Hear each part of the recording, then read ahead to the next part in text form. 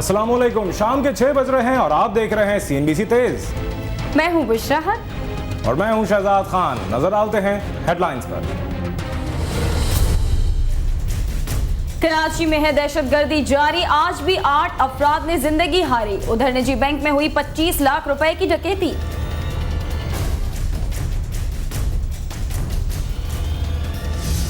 फैसला आ गया, अरसलान इफ्तिखार, मलिक रियाज और उनके दामाद के खिलाफ कार्रवाई की जाए। सुप्रीम कोर्ट ने केस निपटा दिया।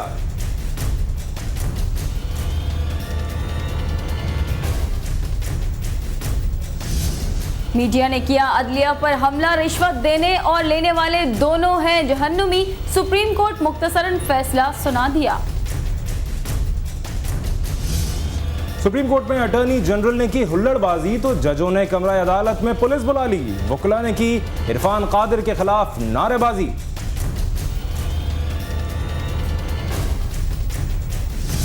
स्पीकर की रूलिंग है कानूनी, कौमी असम्बली ने करारदाद मंजूर कर ली, जबकि नून लीग एहतजाज करती रही।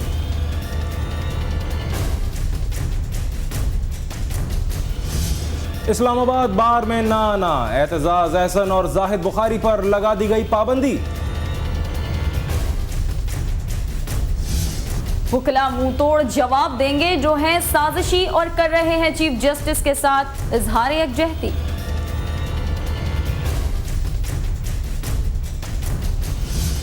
अवाम के लिए खुशखबरी, 16 जून से की जा रही हैं पेट्रोलियम मसनूआत 11 रुपए तक सस्ती।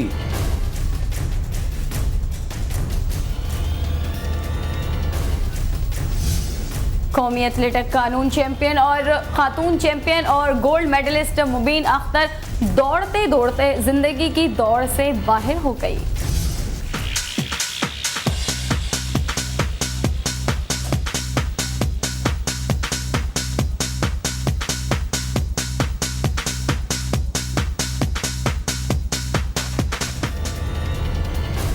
और पोलैंड में यूरो कप के मुकाबलों के साथ लजीज टॉफियां और चॉकलेट्स भी शायकीन फुटबॉल की तवज्जो का मरकज।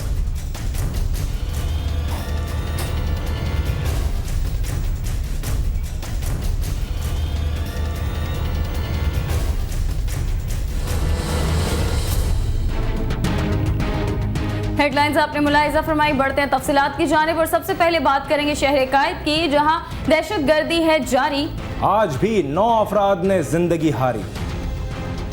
कराची में फायरिंग और पुरतशद्दुद वाक़ियात का सिलसिला रुक नहीं सका। मच्छर कॉलोनी में फायरिंग करके इसरार नामी शख्स को हलाक कर दिया गया। पुलिस के मुताबिक मकतूल ड्राइवर था और इसने पसंद की शादी की थी, जिसके बाद से इसके खानदानी इख्तलाफात चल रहे थे। लियारी खड्डा मार्केट से एक शख्स की बोरी बंद लाश बरामद हुई। मंगोपीर के इलाके में एक शख्स को फायरिंग करके कत्ल कर दिया गया। लियारी के इलाके कलाकोट में मोटरसाइकिल सवारों की फायरिंग से 25 साला उवैस हलाक हुआ, जिसकी लाश सिविल अस्पताल मुंतकिल कर दी गई। उधर जेल चौरंगी के करीब फायरिंग से शाहिद बलोच, मंगोपीर में गुलाम हैदर, जबकि गुलिस्तान जौहर और मुबीना टाउन के इलाके में भी फायरिंग के वाक़ियात में 3 अफराद जख्मी हो गए। गार्डन के इलाके में मोटरसाइकिल सवार मुल्जमान की फायरिंग से सुजुकी में सवार बशीर और उसका बेटा कामरान जख्मी हो गए। पुलिस के मुताबिक जख्मी कामरान की हालत तशवीशनाक है। उधर कराची के इलाके गुलबर्ग में डाकू 2 मिनट में 25 लाख रुपए ले उड़े। इस बारे में मजीद जानते हैं तो नुमाइंदे सैयद खुर्शीद आलम से। खुर्शीद, इस वाक़े के बारे में मजीद बताइएगा कि पुलिस अब क्या कर रही है, क्या मुल्जमान का कोई सुराग मिल सका?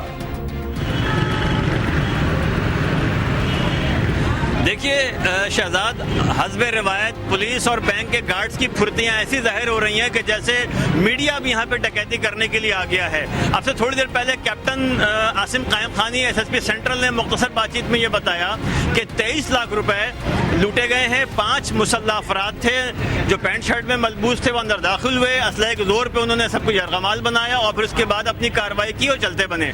उनके मुताबिक वो जाते हुए मुसल्लह अफराद जो थे, एक गार्ड का रिपीटर अपने साथ लेकर गए हैं। अभी अंदर पुलिस और दीगर हसास इदारों के एहलकार मौजूद हैं। तफ्तीश मुख्तलिफ जावियों से की जा रही है। क्लोज सर्किट जो कैमरे हैं उनकी फुटेजेस का वो जायजा ले रहे हैं ताकि ये देखा जाए कि कहीं कोई 4th शेड्यूल का या कोई कोई किसी कलअदम तंजीम का कारकुन तो इस कार्रवाई में मुलविस नहीं है।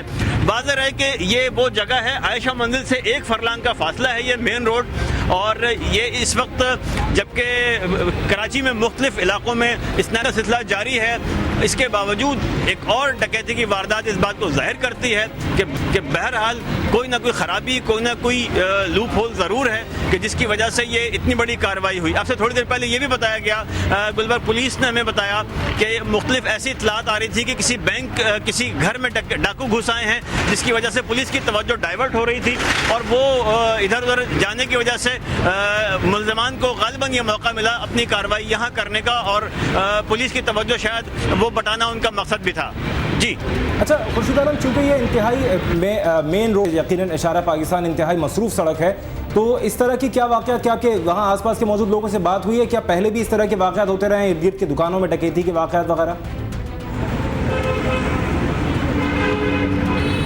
नहीं, यहाँ अभी जो दुकानदार हैं आसपास के उन्होंने तो इस तरह की कोई बात नहीं बताई, लेकिन जाहिर है कि हमने गुज़िश्ता दिनों में देखा है कि कराची में इस तरह की जो बैंक डकैती की कार्रवाइयाँ हैं वो गुलबर्ग में और इसी थाने की हदूद में ज़्यादा हुई हैं, और इस तरह की वारदात आमतौर पर उन एरियाज़ में देखी गई हैं कि जो रेजिडेंशियल और कमर्शियल दोनों हैं।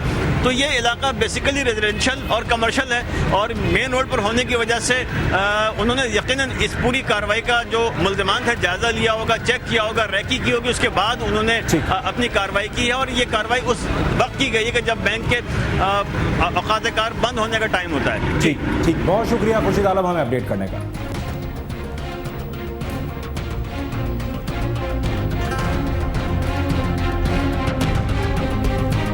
अगली खबर भी कराची से ही। कराची के तिजारती इलाके तिब्बत सेंटर में फायरिंग के एक वाक़े में ताजिर की हलाकत के बाद दुकानें बंद कर दी गई और ताजिर सरापा एहतजाज है। इस बारे में मजीद जानते हैं अपने नुमाइंदे मोहम्मद अनवार से। जी अनवार, इस खबर की तफसीलात से आगाह कीजिएगा। जी, हम इस वक्त तिब्बत सेंटर पे मौजूद हैं, जहाँ पे मुजाहिरीन जो है वो मुजाहिरा कर रहे हैं, पुलिस ट्रैफिक करवाने की कोशिश कर रही है। एमए जनरल रोड इस वक्त ब्लॉक है, उसकी वजह ये है यहाँ पे एक ताजर है जापान ऑटोस में, वो ग्राम से कहीं गया हुआ था, वापस अपनी शॉप में आया है तो उसे टारगेट किया गया। उसको पीछे 2 मोटरसाइकिलों में 3 लड़के थे, उन्होंने आके उसे फायर किए हैं, उसे मारा है। पुलिस का ये कहना है, एसपी सदर कैप्टन चौधरी असद का, कि पुलिस ने जवाबी फायरिंग की थी, और लेकिन जो वहाँ पे मौजूद है ताजर, वो बड़ी तादाद में यही कह रहे थे कि पुलिस वहाँ पे नहीं मौजूद थी। जो चेक पोस्ट है, फ्रीडे पुलिस चेक पोस्ट, जो दुकान से चंद कदमों के फासले पे थी, वहाँ पे पुलिस वाला उस वक्त नहीं बैठा था। अभी मीडिया की मौजूदगी में उसे बिठाया गया है और ताजर सरापा एहतजाज है। वो ये कह रहे हैं कि ये चेक पोस्ट हैं, ये गाड़ियाँ, जो हमारी बात हुई है उनकी, जो उन्होंने CNBC से बात की है, उनका यही कहना है कि ये जो सामने CCTV कैमरा लगे हुए, 3 से 4 के CCTV कैमरा लगे हुए हैं यहाँ पे, और उससे चंद कदमों के फासले पे ये वाकया पेश आया। जापान ऑटोस में एक बंदे को 3 नामालूम अफराद जो आए हैं 2 मोटरसाइकिलों में, उन्होंने फायरिंग की है। फायरिंग करने के बाद वो चले गए। पुलिस की चौक में 2 चेक पोस्टें थी, लेकिन वहाँ पे कोई पुलिस वाला नहीं खड़ा था। ये ताजरों का कहना है। इसी बात पे वो एहतजाज कर रहे थे कि ये मामूल बन गया है। पुलिस जो है वो वाकये के बाद आती है।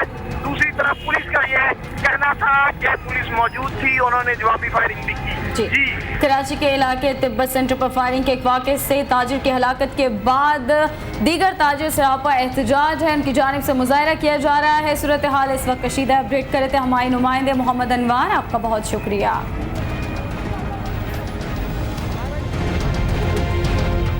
सुप्रीम कोर्ट का फैसला आ गया, अरसलान इफ्तिखार मलिक रियाज और उनके दामाद के खिलाफ कार्रवाई की जाए। मजीद जानते हैं इस रिपोर्ट में। जस्टिस जवाद एस ख्वाजा और जस्टिस खिलजी आरिफ हुसैन पर मुश्तमिल 2 रुकनी बेंच ने अरसलान इफ्तिखार केस की समाअत की। समाअत मुकम्मल होने के बाद तहरीरी ऑर्डर देते हुए अदालत ने कहा कि 2007 के बाद मौजूदा अदलिया बहुत ज्यादा शफाफ, खुद मुख्तार और आज़ाद है।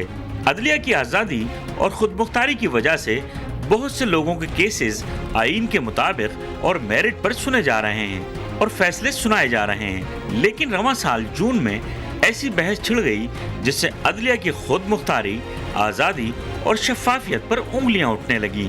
इसी सूरत हाल को सामने रखते हुए chief justice of Pakistan Iftikhar Mohammad Chaudhry 6 जून को असखुद नोटिस लिया। दौरान समाअत मलिक रियाज के वकील ने अदालती असखुद नोटिस पर एतराज किया, जबकि 3 सहाफियों समेत मलिक रियाज के बयानात भी कलमबंद किए गए। मलिक रियाज के बयान के मुताबिक डॉक्टर अरसलान को सुप्रीम कोर्ट से अपने मुकदमात में सपोर्ट दिलवाने के लिए रकम दी गई, जो बैरून मुल्क दौरों के अखराजात और नकद रकम की सूरत में थी। मलिक रियाज ने अपने बयान में ये भी तस्लीम किया कि बावजूद रकम देने के उन्हें अदलिया से कोई रिलीफ नहीं मिला, जिससे ये बात वाज़ेह होती है कि अदलिया की जानिब उठने वाली उंगलियां गलत थीं।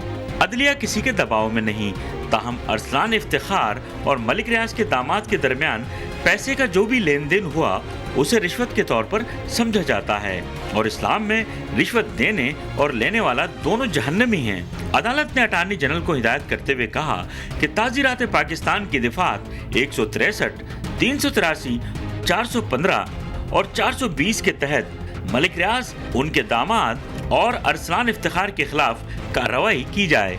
इस सारे मामले की तहकीकात भी कराई जाए। अदालत ने असखुद नोटिस केस की कार्रवाई निपटा दी। अदालत ने अपने फैसले में मीडिया के किरदार के हवाले से लिखा है कि मीडिया को जो भी खबर मिले उसे सोच समझकर और काउंटर चेक के बाद चलाया जाए, और उनकी ये जिम्मेदारी है कि वो किसी अफवाह पर कान धरकर प्रोग्राम न करें। अब आपको करतबा के काजी का किस्सा सुनाते हैं, जिसके नज़दीक इंसाफ का तराजू आम और ख़ास, अमीर और गरीब, बुलंद और पस्त और शाह और गदा सबके लिए यकसा होता है। यहाँ तक कि वो अपने बेटे को भी फांसी की सजा सुनाता है। एक आदिल और मुंसिफ हुक्मरान की शान यही है कि वो इंसाफ के मामले में किसी के साथ कोई रियायत ना बरते, हमेशा इंसाफ को मुकद्दम रखे, ख्वाह इसके लिए कितनी ही बड़ी कुर्बानी क्यों ना देनी पड़े। स्पेन के शहर कुर्तुबा के काजी याह्या बिन मंसूर का बेटा जुबैर एक रिश्तेदार लड़की की उल्फत में गिरफ्तार हुआ।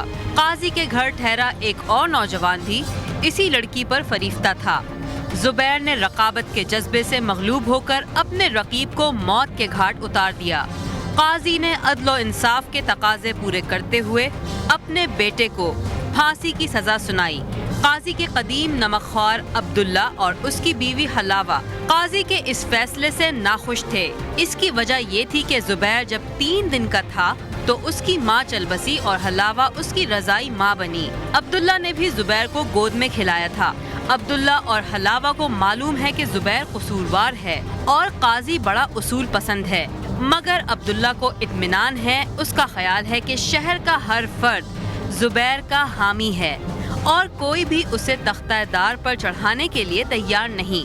जल्लाद भी रूपोश हो गया और अदालत का कोई अफसर या मातहत भी ये फरीजा अंजाम देने को तैयार नहीं। बेशुमार लोग काजी के मकान के बाहर खड़े हैं ताकि हर मुमकिन तरीके से इस सजा पर अमल दरामद ना होने दें। इस सूरत हाल पर काजी ने बिलाखिर जुबैर को तख्तादार तक लाने के लिए कुंजियां अदालती हुक्काम के हवाले की ताकि मुजरिम अपने अंजाम तक पहुंच सके।